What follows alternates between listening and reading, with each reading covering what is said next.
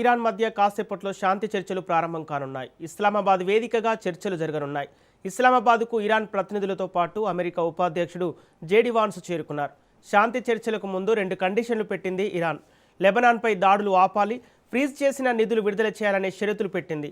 ఇక తమతో నిజాయితీగా చర్చలకు వస్తేనే సానుకూల స్పందన ఉంటుందని అమెరికా ఉపాధ్యక్షుడు జేడీ వాన్స్ అన్నారు. నాటకాలు ఆడితే మాత్రం ఊరుకోబోమని జేడీ వాన్స్ హెచ్చరిస్తున్నారు. చర్చల్లో ఏం తేలుతుందోనని సర్వత్రా ఉత్కంఠ నెలకొంది.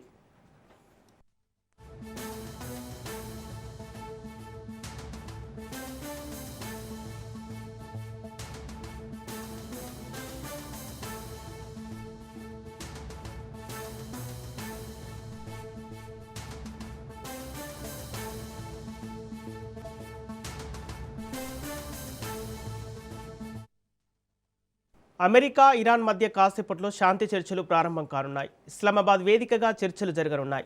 ఇస్లామాబాద్కు ఇరాన్ ప్రతినిధులతో పాటు అమెరికా ఉపాధ్యక్షుడు జేడీ వాన్స్ చేరుకున్నారు. శాంతి చర్చలకు ముందు 2 కండిషన్లు పెట్టింది ఇరాన్. లెబనాన్పై దాడులు ఆపాలి, ఫ్రీజ్ చేసిన నిధులు విడుదల చేయాలనే షరతులు పెట్టింది.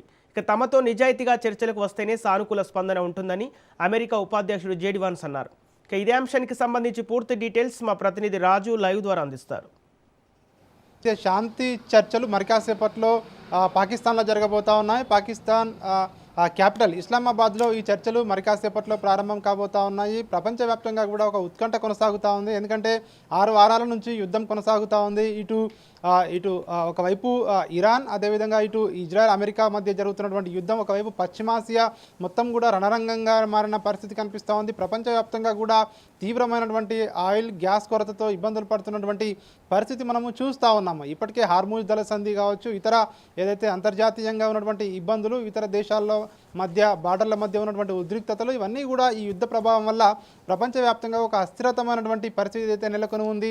దీనికి సంబంధించి ఈరోజు ఈ యొక్క యుద్ధానికి ఫుల్ స్టాప్ పడుతుందా లేదా అన్నటువంటి ఉత్కంఠ అయితే కొనసాగుతూ ఉంది. ఎందుకంటే ఈ శాంతి చర్చలు ఈరోజు పాకిస్తాన్ వేదికగా జరగబోతా ఉన్నాయి. ఇప్పటికే ఈ 2 దేశాలకు సంబంధించినటువంటి ప్రతినిధులు ఇస్లామాబాద్కు చేరుకోవడం జరిగింది. ఇటు అమెరికా నుంచి అమెరికా ఉపాధ్యక్షుడు జేడీ వాన్స్ ఆధ్వర్యంలో అమెరికా బృందం ఇప్పటికే ఇస్లామాబాద్కు చేరుకున్నారు. ఇటు ఇరాన్ నుంచి కూడా ప్రత్యేక బృందం అక్కడికి చేరుకోవడం జరిగింది. వాళ్ళు ముందుగా శాంతి చర్చల కంటే ముందుగా ఇప్పటికే ఇరాన్ 2 కండిషన్లు అమెరికా ముందు ఉంచడం జరిగింది. ఒకటి, లెబనాన్పై దాడులను వెంటనే ఆపాలి, అదేవిధంగా ఈ యొక్క ఫ్రీజ్ చేసినటువంటి ఇంటర్నేషనల్ నిధులు